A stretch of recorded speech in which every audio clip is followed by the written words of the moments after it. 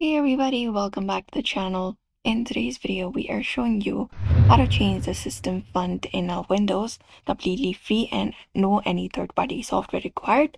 So let's just get started. So we can just go over and choose the font you want. For that, we need to head over to our control panel, type in control panel, hit enter. And once you hit enter, go to the fonts and select this one right here.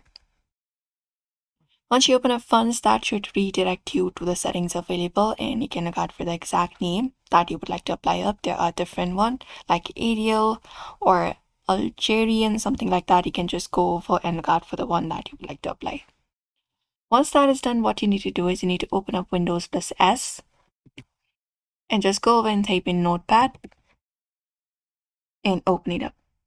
And after you open up Notepad, what you need to do is basically in this section, just go over and type in these codes right here. So you may just go over and apply this code right here. We will also be leaving it in the description. And in this new font section, what we need to do is type in your font name. So if it is Arial, you can just go over and type in Arial and hit enter. And then once that is done, click on File, select it, and select the option of Save As.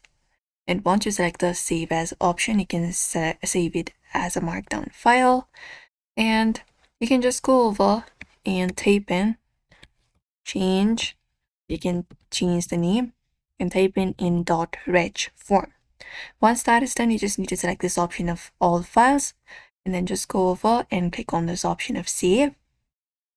And once it is saved, you may just go over, close this up,